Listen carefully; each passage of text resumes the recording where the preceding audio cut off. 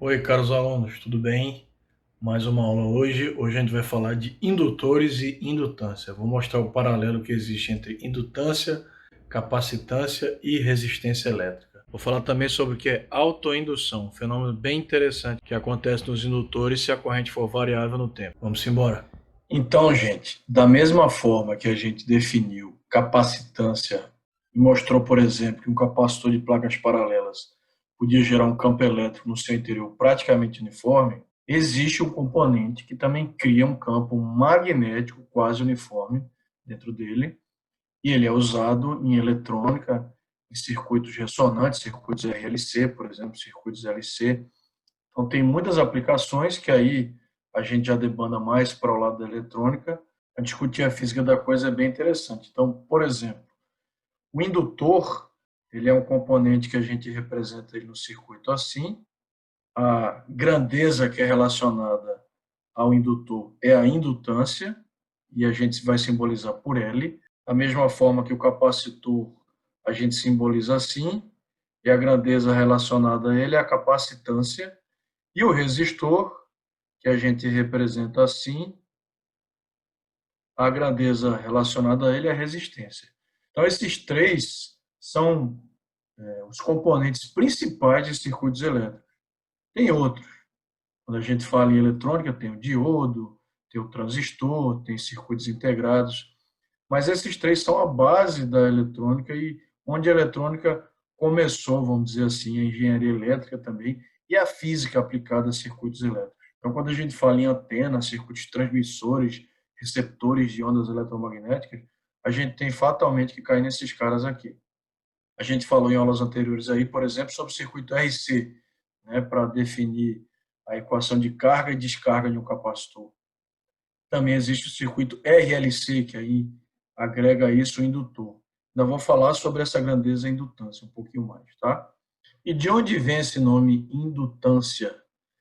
Isso tem a ver, isso também é uma definição que eu vou falar daqui a pouco, com uma propriedade que os indutores têm, os solenoides, as bobinas, os toroides, de quando você varia a corrente elétrica que passa por eles, eles têm a propriedade de criar uma força eletromotriz autoinduzida neles mesmos. Tem a ver com a lei de Faraday. Então, por isso que tem esse nome de indutância, porque ele induz o surgimento dessa força eletromotriz se a corrente variar. Então, não tem muito sentido falar em uso de indutor, em circuitos, quando você fala em corrente contínua. E quando você fala em corrente contínua, esse indutor só vai gerar um campo magnético fixo e nada mais. Ele pode ser usado como um eletroímã, por exemplo. Mas quando você quer as propriedades de indutância, você tem que fazer essa corrente variar. Como é que você vai fazer essa corrente variar? Tem várias formas. Uma possibilidade é você usar um circuito de corrente alternada. Outra possibilidade é você variar a corrente na mão mesmo, colocando, por exemplo, em série um resistor de resistência variável e fazendo a resistência desse resistor variável vai fazer com que a corrente varie passando pelo indutor se ele tiver em série lá com o resistor.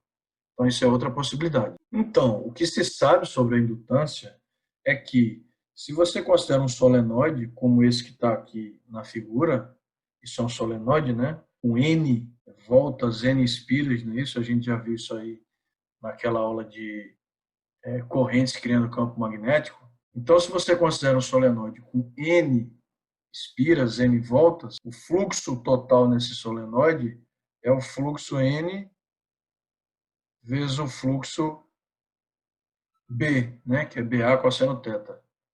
N é o número de espiras, então você vai multiplicar esse fluxo N vezes.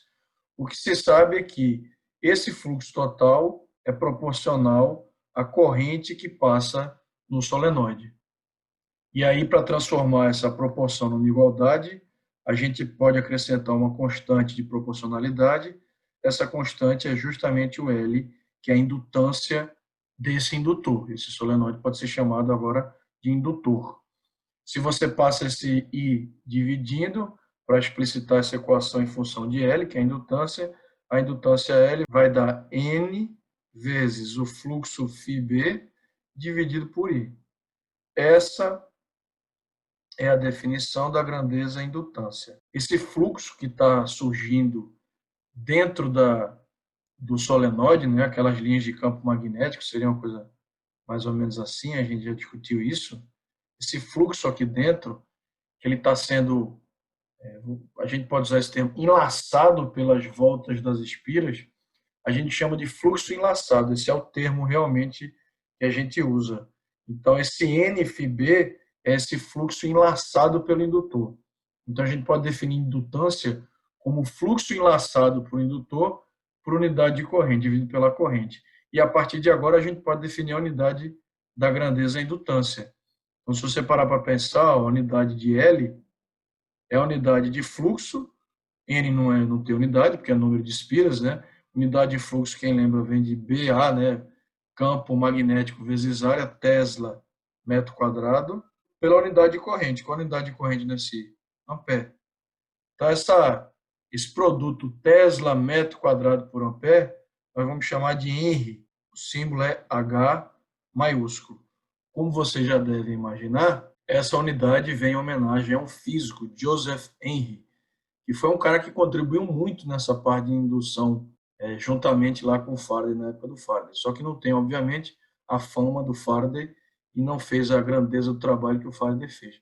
Mas o trabalho do Henry foi muito importante também. Então, relembrar, a indutância tem a ver com o enlaçamento do fluxo magnético, que é esse termo NFB, por unidade de corrente elétrica. Então, a partir de agora, a gente percebe que essa indutância ela tem a ver com o fluxo que está passando no solenoide, e eu vou reescrever a expressão do fluxo no solenoide já já, tem a ver com fatores geométricos, né, do solenoide, dividido pela corrente que está passando por ele. Claro que esse campo que o solenoide gera, ele não é perfeitamente uniforme, porque a gente já falou que nas bordas ele tem efeito de distorção. Se você considerar ele muito comprido e esquecer esse efeito de borda do campo magnético, ele vai ser praticamente uniforme. Assim como no capacitor de placas paralelas, se você desprezasse o campo elétrico nas bordas, a gente dizia que ele também era praticamente uniforme. E como é que a gente vai falar agora da expressão, que depende de fatores, por exemplo, geométricos, para calcular essa indutância de um solenoide? Bom, nós mostramos aí na aula de campo criado por um solenoide que o campo no interior de um solenoide, B, era dado por N μ0 I, onde N era a densidade linear de espiras, né? Número de espiras por comprimento. Esse φB é o fluxo individual em cada espira, como eu tenho vezes N, o fluxo total vai ser N φB. Só que eu vou escrever esse N em função do Nzinho ali, que é o número de espiras por comprimento. Se Nzinho, né, vamos colocar aqui de lado, se Nzinho vale Nzão sobre L, que é espiras por comprimento, Nzão vale Nzinho L. Então, vou reescrever essa expressão aqui, ó, como L igual, no lugar do Nzão, vou colocar Nzinho. Nzinho L vezes φB sobre I. Só que o φB, que é o fluxo magnético em cada espira circular, nós vimos isso também na aula aí de fluxo magnético, que se você tinha lá um vetor N, né, eu vou trabalhar com valores constantes e discretos para não usar o D de derivada, mas no fim das contas dá na mesma. Se a gente tivesse um campo saindo aqui, que é o caso aqui do solenoide, né, o campo ele faz um ângulo de 0 graus com o vetor normal, a área, aí no produto escalar lá do fluxo, né? Lembrar que fluxo B é igual a B a cosseno θ, integral de B dA cosseno θ, né? B escalar dA, mas aí nesse caso discreto fica BA cosseno θ. Como no solenoide o campo sempre está perpendicular à secção reta do solenoide, então esse cosseno aqui vai dar cosseno de 0, dá 1, vai ficar só BA. E aí eu posso escrever o fluxo φB como BA só. E aí eu vou colocar lá naquela expressão e vou só reescrever ela aqui. Ó. L vai dar Nzinho L vezes BA sobre I. Mas o B, que é o campo no interior de um solenoide, ele não é dado por essa expressão aqui, Nzinho μ0I. Vou jogar isso aqui, vou fazer uma mistureba aqui. Então, no fim das contas, esse L vai dar N Lzinho. No lugar do B, ó, N, Mi0I, vezes A, tudo isso sobre I. Esse I com I vai desaparecer, o N vezes N vai dar N quadrado, isso aqui vai dar Mi0, N quadrado, L vezes A. Então, só reescrevendo para ficar bonitinho, L vai dar Mi0, N quadrado, LA. Se você quiser, você pode passar esse L aqui de comprimento do solenoide dividindo, e aí você vai ter indutância por unidade de comprimento. Aí vai dar só Mi0, N quadrado, vezes A. Mas aí é opcional.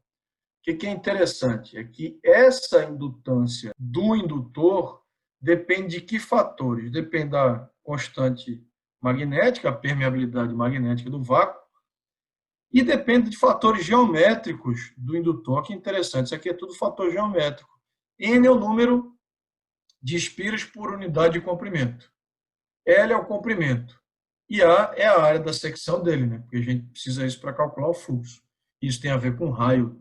Obviamente, se a secção for circular, tem a ver também com raio, porque vai dar uma área πr quadrado aí.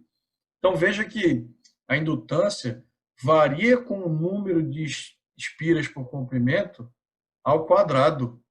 Ou seja, ela é sensível a esse número de espiras por comprimento. Isso tem sentido? Tem sentido sim, porque vê, se a gente duplicar N, que é o número de espiras por unidade de comprimento, a gente vai mexer nesse fluxo aqui, porque Nzão é proporcional a Nzinho, né? Aqui, ó, Nzão é igual a Nzinho L. Então, a gente vai mexer nesse fluxo aqui, no enlaçamento, né, do fluxo, no enlaçamento do campo magnético, e também vai mexer no B, nesse N aqui, que está dentro desse fluxo, que é BA. Então, se você duplica o número de espiras por comprimento, você vai quadruplicar, mantendo o resto fixo, né? Você vai quadruplicar a indutância do indutor. Então, veja que ela depende de fatores geométricos. Existem primos dessa equação para o capacitor e resistor. Por exemplo, para o capacitor de placas paralelas. Quem lembra como é que era a capacitância de um capacitor de placas paralelas? Era ε0 A sobre D. A era a área das placas e D a distância entre as placas. Quando a gente fala em resistor, como era a resistência de um resistor de comprimento L? Rho vezes L sobre A. Ou seja, para a capacitância, tem a equação que mostra que ela depende dos fatores geométricos. Para a resistência, tem uma equação que também mostra que depende dos fatores geométricos. Para a indutância, também tem uma equação que mostra que a indutância varia com fatores geométricos. Vejam que é sempre bom no cérebro da gente, eu sempre falo isso para os nossos alunos, estar fazendo esses paralelos com coisa que a gente já viu e já sabe, porque isso ajuda a gente a fixar melhor, e mesmo que você não memorize essa equação, o que eu não recomendo que você faça, que a dedução dela não é tão complexa, pelo menos você lembrar que existe uma equação de indutância para um solenoide que depende de fatores também geométricos lá do solenoide. E aí, a partir de agora, a gente pode redefinir rapidamente o valor de μ0, que é a permeabilidade magnética do vácuo ou a constante magnética. μ0 era 4π 10 a menos 7 Tesla metro por ampere. Mas, se você olhar o Henry ali, ó, cadê? Em algum lugar eu coloquei aqui o Henry, que é a unidade do L aqui, ó. O Henry é Tesla metro quadrado por ampere.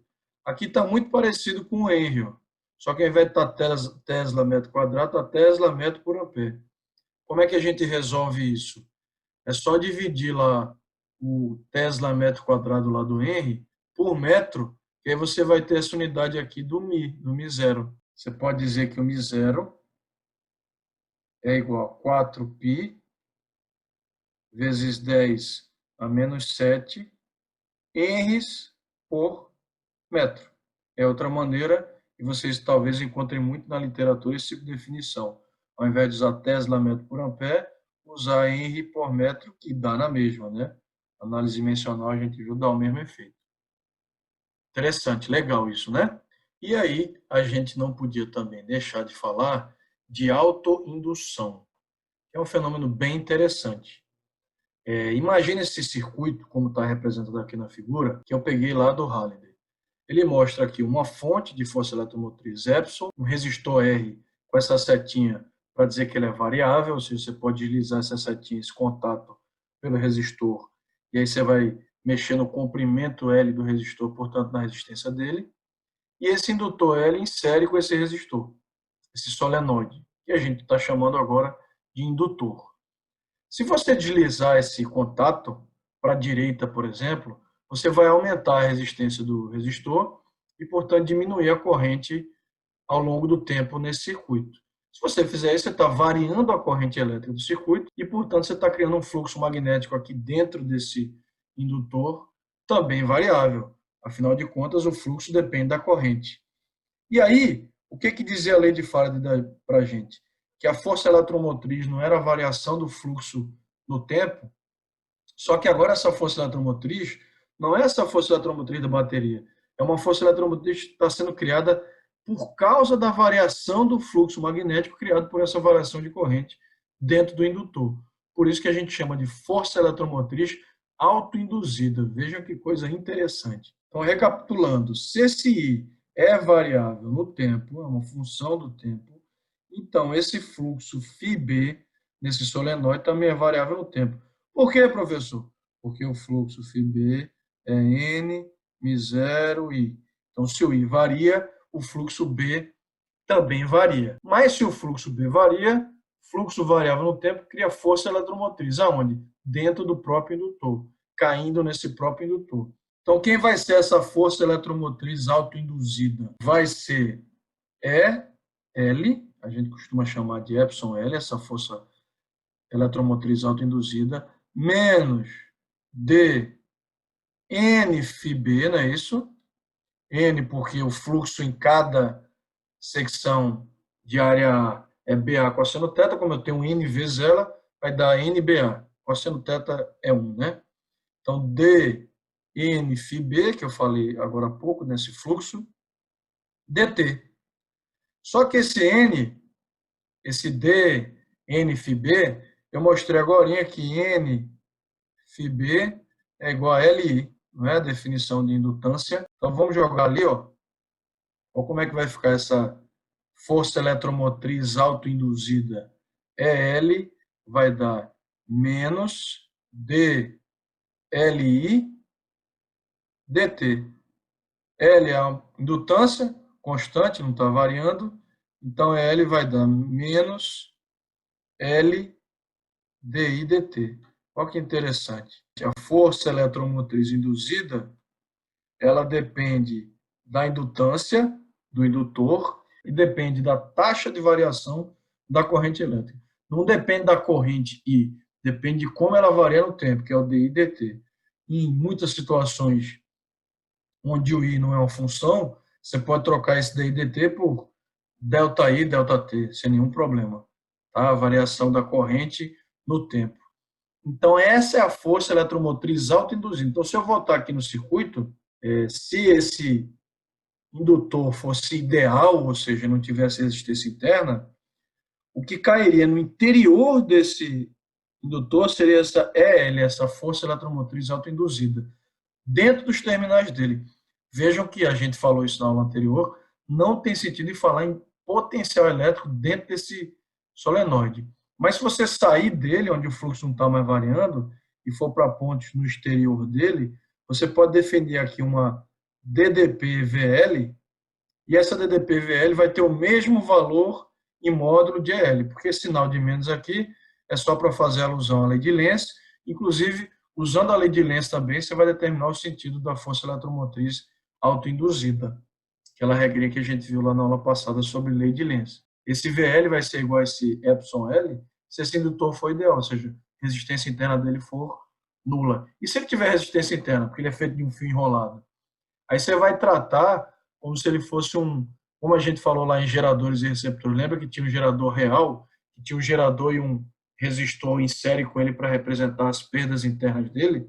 Da mesma forma aqui, você vai ter uma resistência interna, que vai representar as perdas desse indutor internamente, e aí a DDP nos terminais dele vai ser essa DDP-VL, menos o que está caindo, está sendo dissipado lá em tensão do resistor interno, que na verdade é a representação da resistência interna dessa fiação do indutor. Então não esqueçam que só existe força eletromotriz autoinduzida quando há uma variação da corrente elétrica no tempo, ou seja, quando há taxa de variação da corrente elétrica.